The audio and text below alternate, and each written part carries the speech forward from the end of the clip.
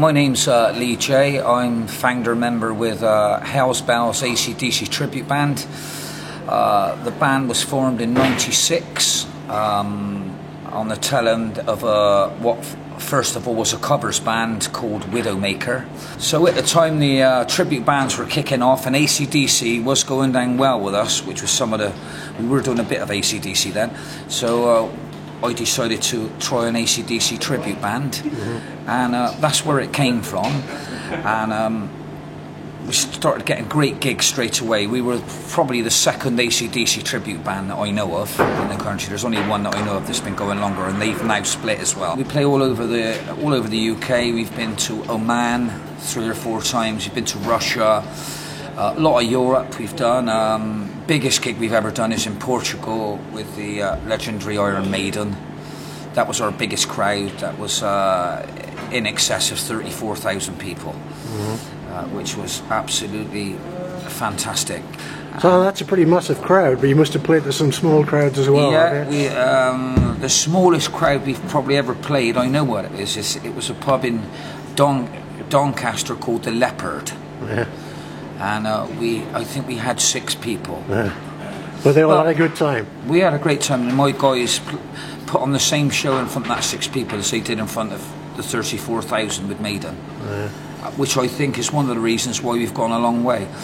All my guys are nice guys. Their feet are firmly on the ground, and they talk to anybody. They're very, very well mannered, and appreciate how they earn their money. Is there any part of the country that's better for you than anywhere else? Scotland beats everything. Yeah. I think it's the passionateness that the Youngs and Bon Scott were originally from Scotland. They're Scottish, and we've got a hideous amount of friends in Scotland. Yeah. They absolutely love us in Scotland, and we love going there. I do like to think that if we were lucky enough to get seen by Brian, he would like it, and the dream would be to get him out, do a number with us. Like, yeah, because he's from this neck of the woods as well. This neck of the woods, yeah. And what we've seen and heard about him, he is like a smashing guy who would be up for a bit of fun, like, you know. Yeah. And we do loads and loads of travelling, and although I'm hard into it, it's starting to take its toll now. I have days when I think, well, I'll give it another year and I'll knock it in the head, like, you know, and then I have another day I think, now we'll be doing this for another 4 or 5 years yet. I mean, I'm 52, Brian's a lot older than me. Mick Jagger's a lot older than Brian. Well, yeah. Difference is they go to gigs in beautiful vehicles and helicopters, jets and rollers and that. We go in a Mercedes Sprinter. Right? What's the thing that keeps you going? What's the thing that really gets you out doing it? It's the bus of gigs and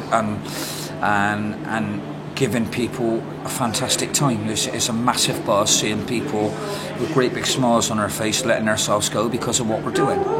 At the same time, we know we are a tribute band. You know, there's no big heads in our band. We are a tribute band. I think we're good at it,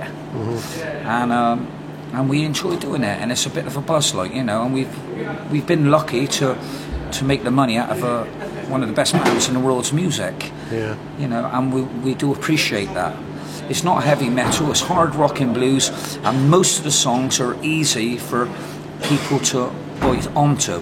The other thing that's good about doing a DC tribute band is you can argue all day about your finest guitar players in the world. Steve Vai, Richie Blackmore, Jimmy Page, whoever it may be. There ain't no arguments about the best guitar showman of all time. It's Angus Young. And when you've got a guy in a band doing Angus Young, you can put on more of an entertainment show because of the antics that Angus got up to. The school uniform, the duck walks, the dying flies, the on the shoulders bit. It's more entertaining. Therefore, you can quite often get people come out who've never even seen AC/DC, but they're mesmerised at the antics that go on stage. And you know, it's not just a guitar player standing there doing nothing. It's manic. So how did you manage to get him off to a tee then? Was it a case of watching video or videos, YouTube, DVDs, everything really? It took me when I finally got the job to study it all properly. It took me about a month, maybe 2, to get the set down, and then to really, because I practice in my auntie's garage. We've got a little big space in the garage, so I set up there and just practice all the moves really, and then I practice the guitar and then try to put them both together, playing and doing the moves. So what was the most difficult bit? Was it getting getting the guitar style of somebody who's probably one of the most famous guitarists in the Yeah, world? you got to kind of really listen to his way of thinking, and I'm not saying I'm no Angus, I'm nowhere near as no one will be, but I do it as best as I possibly can. I watch usually the younger Angus, like during the Bon Scott days, who had more energy. Not like he doesn't now, he still does, but he's more energetic in his 20s. Yeah. So I try and do a lot of mimicking of that bass, hence why he's wearing the satchel then and stuff like that. And it sounds like a daft question to ask, but do you enjoy it? Yes, I do. Yeah, you don't just do it for a living. No, I do enjoy it. When we're doing like a few gigs in a row, my body doesn't enjoy it so much, but I still enjoy it. Got to kind of take it easy because it's quite demanding on your body. Really. And so how long have you been doing it? It's 23. It's about 5 years. Yeah.